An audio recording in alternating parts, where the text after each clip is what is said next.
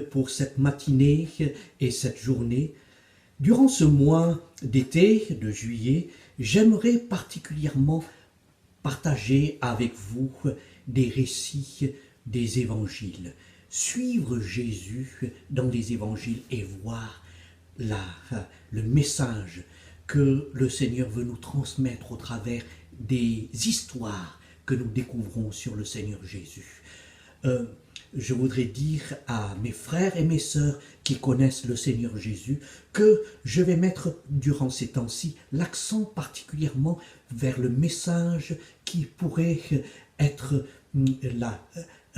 dans l'intérêt de ceux de votre entourage, de vos familles, de vos amis que vous rencontrez durant ce temps de vacances et que vous côtoyez et qui sont à la recherche et auprès de qui vous avez envie de leur montrer qui est Jésus pour vous. C'est à leur intention essentiellement que nous allons partager ces prochaines semaines la parole de Dieu me concernant.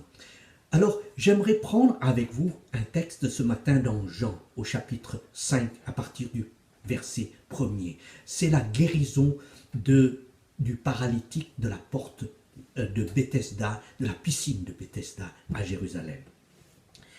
Il y eut une fête juive et Jésus monta à Jérusalem. Or, à Jérusalem, près de la porte des brebis, il y a une piscine qui s'appelle en hébreu Bethesda et qui a 5 portiques. Sous ces portiques, un grand nombre de malades étaient couchés, des aveugles, des boiteux, des paralysés. Et ils attendaient le mouvement de l'eau, car un ange descendait de temps en temps dans la piscine, agitait l'eau, et le premier qui descendait dans l'eau après qu'elle avait été agitée était guéri, quelle que soit sa maladie. Là se trouvait un homme infirme depuis 38 ans. Jésus le vit couché, et sachant qu'il était malade depuis longtemps, lui dit « Veux-tu être guéri ?» L'infirme lui répondit « Seigneur, je n'ai personne pour me jeter dans la piscine quand l'eau est agitée. Et pendant que j'y vais, un autre descend avant moi. Lève-toi, lui dit Jésus, prends ton brancard et marche. Aussitôt, cet homme fut guéri. Il prit son brancard et se mit à marcher. C'était un jour de sabbat. Les Juifs dirent donc à celui qui avait été guéri, c'est le sabbat. Il ne t'est pas permis de porter ton brancard. Il lui répondit, celui qui m'a guéri m'a dit, prends ton brancard et marche. Ils lui demandèrent, mais qui est l'homme qui t'a dit, prends ton brancard et marche? Mais celui qui avait été guéri ne savait pas qui c'était, car Jésus avait disparu de la foule qui était à cet endroit. Quelque temps plus tard, Jésus le retrouva dans le temple et lui dit, te voilà guéri, ne pêche plus de peur qu'il ne t'arrive quelque chose de pire. Et cet homme s'en alla annoncer aux Juifs que c'était Jésus qui l'avait guéri. C'est pourquoi les Juifs poursuivaient Jésus et cherchaient à le faire mourir parce qu'il avait fait cela le jour du sabbat. Jésus leur répondit, « Mon Père est à l'œuvre jusqu'à présent. Moi aussi, je suis à l'œuvre. Le Père ressuscite les morts et donne la vie, et le Fils aussi donne la vie à qui il veut. » Amen. Un beau texte. La fête à Jérusalem. Jésus y monte. C'est peut-être l'agitation en ce moment autour de toi. Mais derrière la scène, il y a à Jérusalem des malheureux oubliés de la fête. Et derrière la façade, il y a peut-être aujourd'hui des profonds besoins cachés dans ton cœur et que toi seul connais. Mais Jésus est attiré vers le besoin des êtres humains. Et c'est pour cela qu'aujourd'hui, il y a ce moment particulier où c'est le Seigneur qui, au travers de ce partage, s'approche de toi.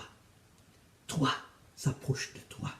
Il se penche vers toi comme il l'a fait pour cet homme. La Bible dit que Jésus le vit et sachant qu'il était malade depuis longtemps. Ça faisait 38 ans qu'il était malade de cette manière-là.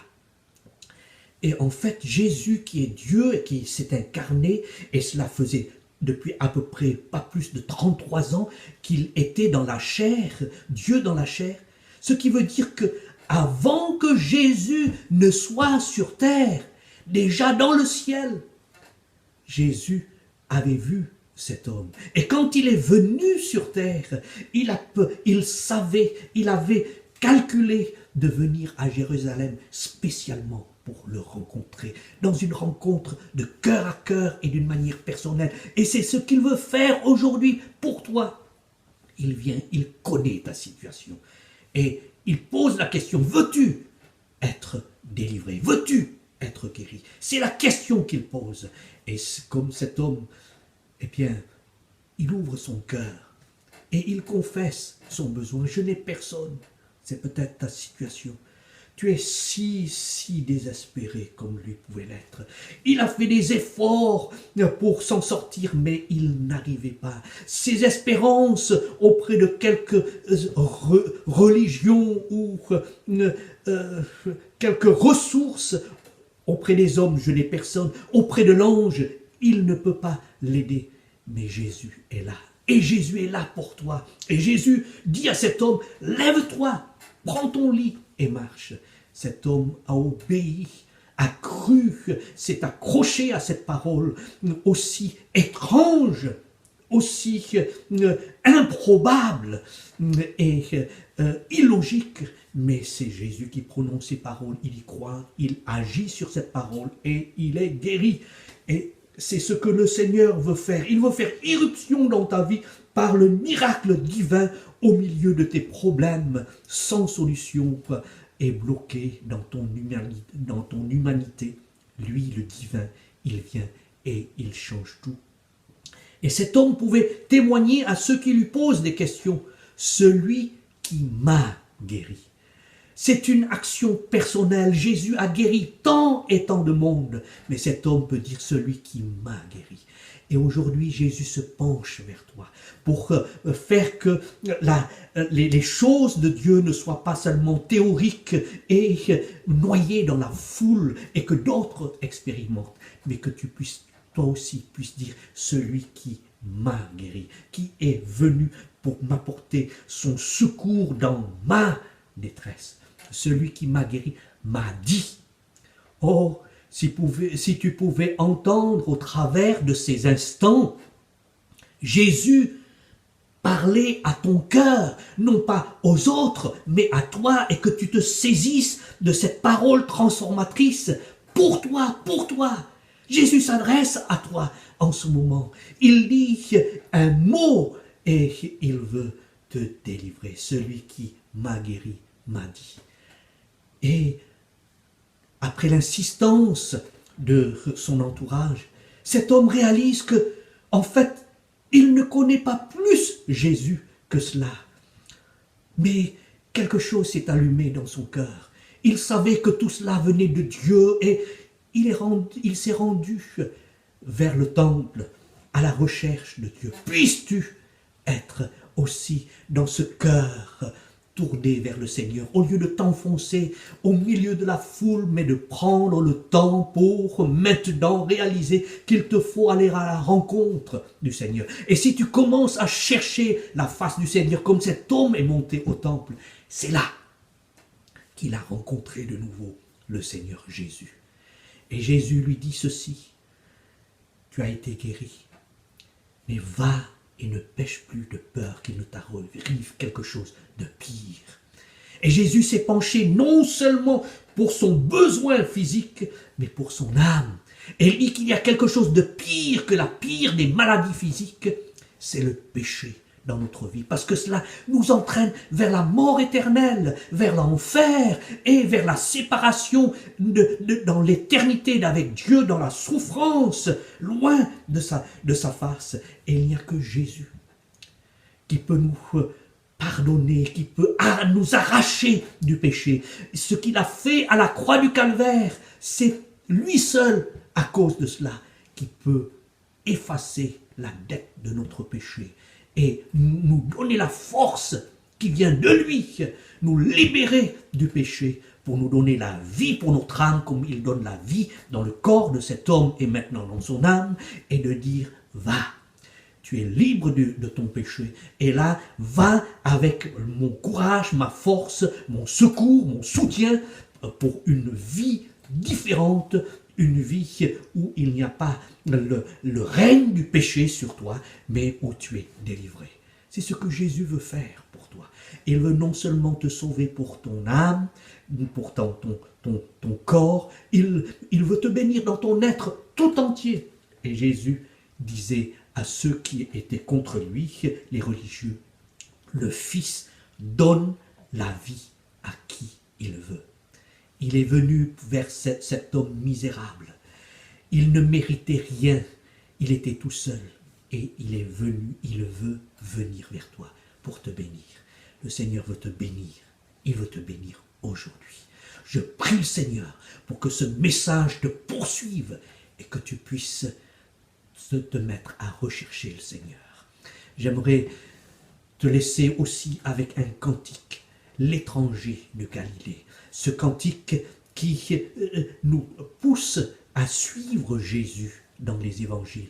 Et pendant ce temps de vacances, puisses-tu te procurer les évangiles et lire et suivre les traces du Seigneur Jésus, pour qu'il ne soit pas simplement étranger de ta vie, mais qu'il devienne celui qui te guérit, celui qui te pardonne, celui qui te sauve, celui qui change ta vie. Oh Seigneur, bénis cet ami qui écoute ta parole dans le nom précieux de Jésus.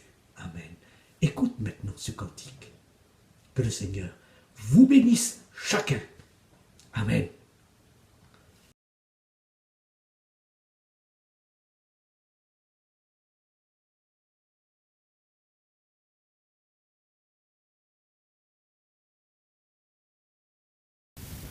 En rêve, j'allais près du lac m'asseoir, où la rive est isolée, à l'heure où descend la fraîcheur du soir, des montagnes de Galilée, et là je voyais parfois l'étranger, familier de la solitude, l'ami du pécheur et du péager, entouré de la multitude. Alors au matin j'ai voulu savoir ce que dit l'Écriture. C'est là qu'on l'entend, là qu'on peut le voir, se donnant sans mesure. Il vit et il meurt en portant nos maux. Il rachète ce vide, précis et mouvant, merveilleux tableau. Quel sauveur et quel évangile. Je le suis, je l'écoute et je l'aime, mais comment lui prouver mon amour, seulement par le don de moi-même, m'engageant à le servir toujours. Je l'ai retrouvé toujours pareil dans le fond de ma conscience. Sagesse, lumière, secours, conseil, il m'instruit dans sa connaissance. Sa voix, son regard, son pouvoir, son cœur, tout en lui me surprend.